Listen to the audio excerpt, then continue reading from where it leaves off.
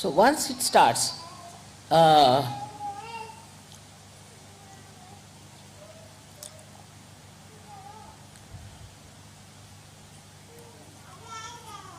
getting into the habit of drinking, some of these souls can just jump on that person. And when they jump on that person, they can make him a real drunkard. I remember of a lady who was a very short, petite person, came from Cuba, in America when I went first. And she told me that she is very sick of herself. Her husband told me that she can take one whiskey bottle full, neat sometimes. Looked at her, such a little thing, I said, how can she do it? So, I put a bandhan on her and I saw a huge, big Negro standing behind her. So I said, do you know some Negro? Immediately she jumped on me. She said, Mother, you see that one? You see that one? That's the one drinks, not me.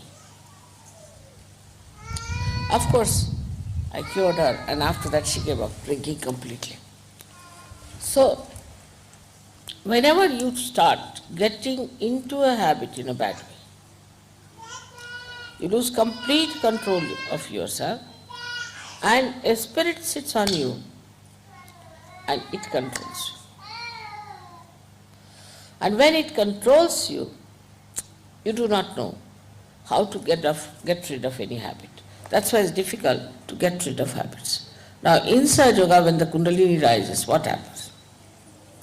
That the spirits, these dead spirits, leave you and you become all right and you give up. That's how it works.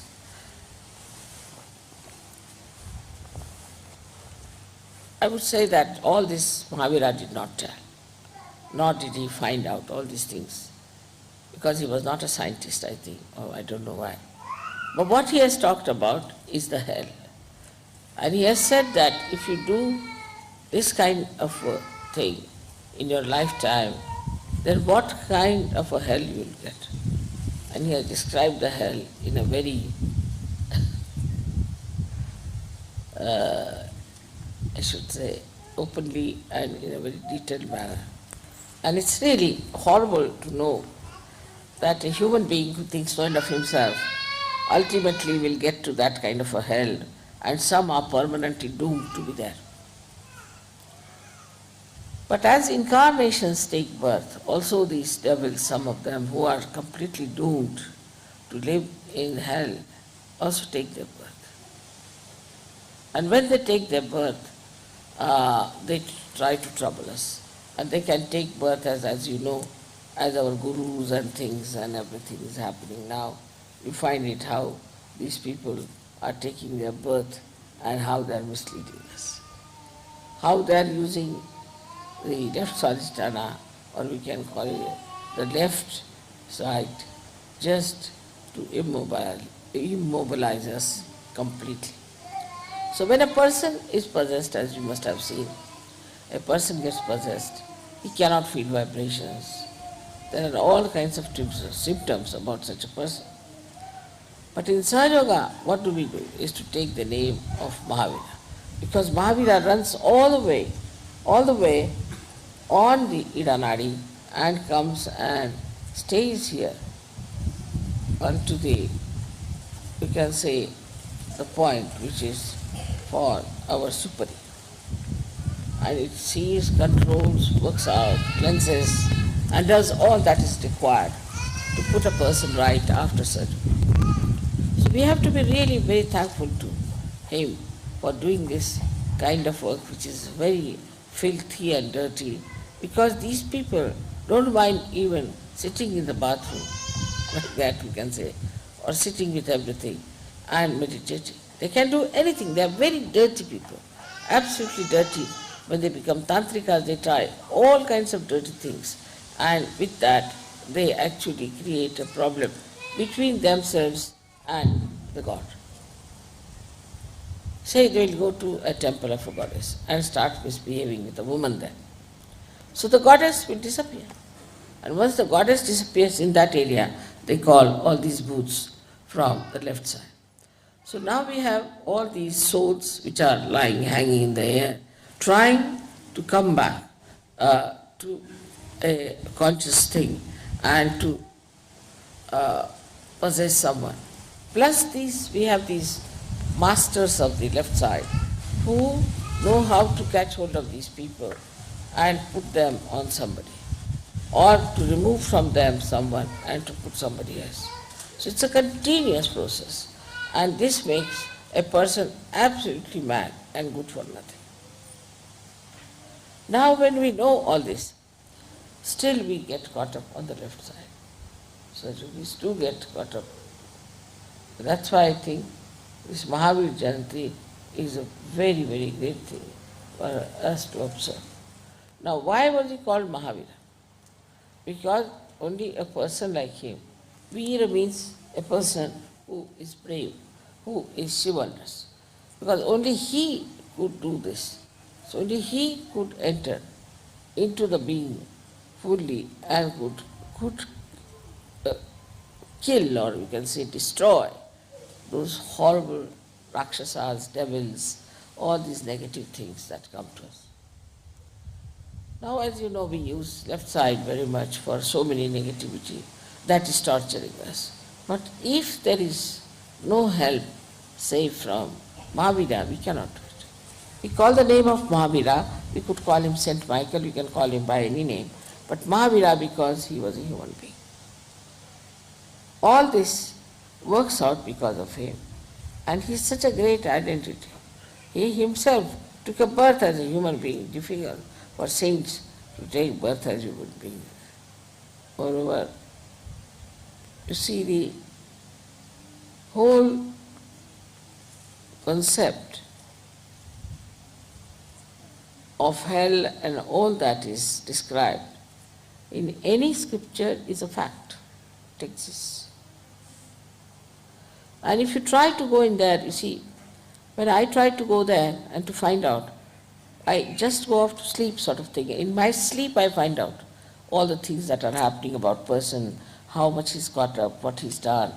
It's not an easy thing to do with the conscious mind. You have to take to the subconscious and you have to go into Sushupti, in a deeper sleep, to see what's happening in the left side. It's a very funny situation, I think. And for Sahaja Yogis also to enter in it, I would not advise. But one should get rid of the problems of the left side with the help of Mahavira. When this chakra is caught up, what you find is a big lump of bone coming out on the right side. So you have to take the name of Mahavira just to remove that pressure from the left side. Now many people do not even know why they suffer. Why should they suffer when they have done nothing wrong? Because they are possessed. Now even the viruses and all these things like psychosomatic troubles like cancer, all I would say, the incurable diseases are there because we are triggered into the left side. That's why we are suffering from these diseases which are not curable. So we have to thank really very much Mahavira, who has given us this power to remove our left-sided problems, who has given us this light in our hand, which he himself vibrates, and he himself tries to throw some light on the obscure things about me also. Because of him only, we can get cured of so many physical and mental troubles. You know that the left side can be easily cured if you use 3 candle treatment. That shows Mahavira is only fond of light. He doesn't like darkness. And his idea is, I think that way, is to now fully go all the way to clear the left side as far as possible, to help Sahaja Yoga to be established in countries where I find still lot of this negativity is there. Lot of it. So he is working it out everywhere. And the psychosomatic diseases and all these diseases also we can work it out with candle light and all that. With 3 candles we can do this trick. So we have to be very thankful to him that he has achieved this kind of entry into the left side and has found out for us what sort of problems exist on the left side. It's such a nice thing that we have got today the chance to celebrate his birthday here in a place which is really very much loved by him. Now you may say that Mahavira is sometimes seen as a person who is naked. So it happened that he had gone in a jungle to meditate and to find out about the left side. And when he got up, you see, he got caught up in one of the bushes. And he had to torn off half part of that. When that half part was torn off, then he came out of those bushes and he was all right. But at the same time, Sri Krishna appeared there on the scene as a little boy from a village.